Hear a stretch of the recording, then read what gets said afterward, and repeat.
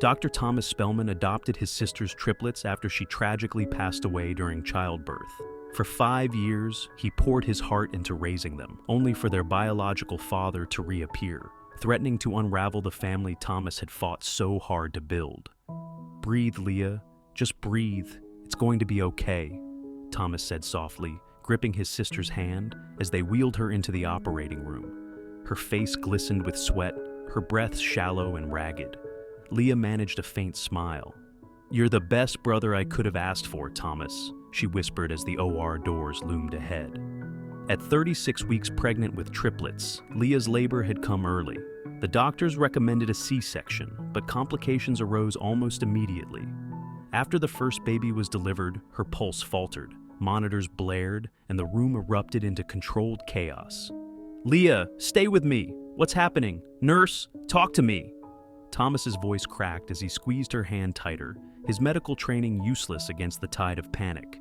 "Dr. Spellman, you need to step outside," Dr. Nichols said firmly, guiding him toward the door. The heavy OR doors clanged shut behind him. Thomas collapsed into a chair in the waiting area, his hands trembling. He pressed them to his face, catching the faint lavender scent of Leah's lotion. Tears soaked his palms as he prayed for a miracle. Hours later, Dr. Nichols emerged, his expression grim. "Thomas, we did everything we could. The bleeding, we couldn't stop it. I'm so sorry. The babies are stable in the NICU." The words hollowed him out. Leah, his vibrant, stubborn little sister, gone. She'd been counting the days until she could hold her little angels. How could this happen? His grief was interrupted by a bellowing voice echoing down the hall. "Where is she? She thought she could have my kids without me knowing." Thomas's blood boiled as Joe Dawson, Leah's ex-boyfriend, stormed into view. The man reeked of stale beer, his eyes wild. "Where's Leah?" Joe demanded. Thomas lunged, pinning Joe against the wall. "Now you care? Where were you when she slept on the street because of you? Where were you 4 hours ago when she collapsed? She's gone, Joe. Dead. She never even saw her babies." Joe shoved him off. "Then where are my kids? I want them." "Get out," Thomas hissed. "You don't deserve to breathe their names. Leave, or I'll have security drag you out." Joe smirked, backing away. "I'll be back for them, Thomas. They're mine." As Joe disappeared, Thomas resolved to protect his nephews, Jaden, Noah, and Andy. Leah had begged him once, during a late-night call, to keep them safe from Joe's chaos. He couldn't fail her now. Filing for adoption, Thomas faced Joe in court. "Your Honor, I'm their father," Joe pleaded, his voice breaking with rehearsed emotion. "They're all I have left of Leah." The judge peered over his glasses. "You weren't married to Ms. Spellman, and you provided no support during her pregnancy, correct?" Joe shifted uncomfortably. "I'm a handyman. Gigs don't pay much. That's why we never tied the knot." Thomas's lawyer interjected. "Your Honor, my client has evidence, texts and voicemails, proving Mr. Dawson's alcoholism. Leah refused to marry him unless he sought help." The courtroom hushed as the messages played. Leah's voice, firm but weary, rejecting Joe's empty promises. The judge ruled in Thomas's favor. Walking out, he glanced skyward. "I hope I made you proud, Leah," he murmured, tears brimming. Joe grabbed his arm outside. "This isn't over. I'm their real dad, and I'll fight for them." Thomas yanked free. "Fight for their sake, not your ego, Joe." At home, Thomas found his wife, Susanna, zipping up suitcases. "What's this?" he asked, dread creeping in. She sighed, avoiding his gaze.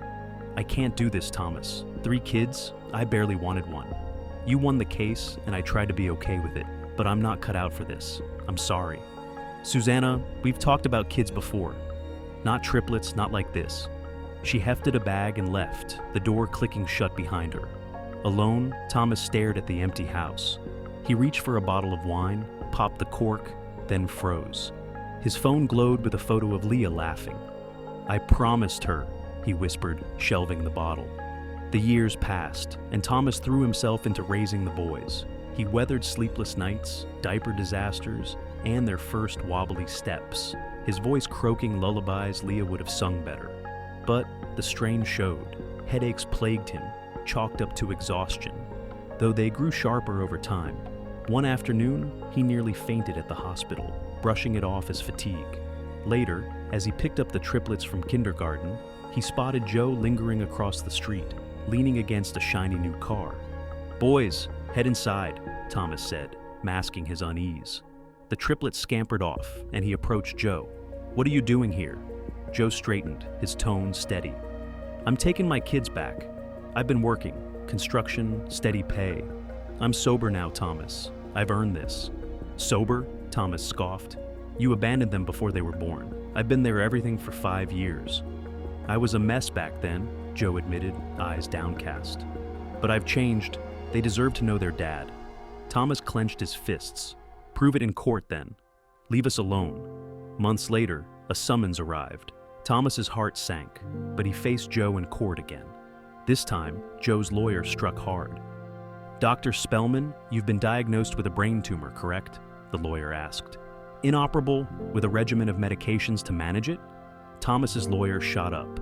"Objection." "Overruled," the judge said. "The guardian's health is relevant." Thomas nodded, voice low. "Yes, diagnosed 4 months ago. The meds control seizures, shrink the tumor, no guarantees on time." Joe's lawyer pressed, "Can you honestly say you're fit to raise 3 young boys?" The judge's ruling was compassionate but firm. "Dr. Spellman, your dedication is admirable, but your health raises concerns. For the children's stability, custody is awarded to their biological father. You have 2 weeks." Back home, Thomas packed the boys' bags, his hands shaking. The tumor's shadow loomed, but losing them hurt more. The triplets clung to him, sobbing. "We don't want to go, Uncle Thomas!" Jaden cried. "Please don't make us leave," Noah and Andy echoed. Thomas knelt, forcing a smile. "I'd never choose wrong for you. Joe's your dad. He'll take care of you. I'll visit every weekend, okay?" They loaded their bags into Joe's car, then bolted back, wrapping around Thomas's legs. "I love you," Jaden whimpered. Thomas hugged them fiercely, choking back tears. "Love you too, boys. Now, Joe's waiting." Joe watched, his smug demeanor faltering. He stepped closer, hesitating. "You were right, Thomas. It's not about winning, it's about them." He knelt beside the boys. "I've been selfish. You belong here." Thomas blinked, stunned. "You're giving up custody?" Joe nodded. "I'll file to withdraw the claim tomorrow. I'll still be their dad, visits, weekends, but they need you more."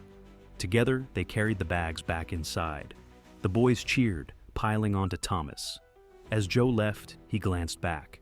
"Take care of yourself, Doc. They're lucky to have you." Thomas held the triplets close, whispering, "We're staying together, Leah." Promise kept.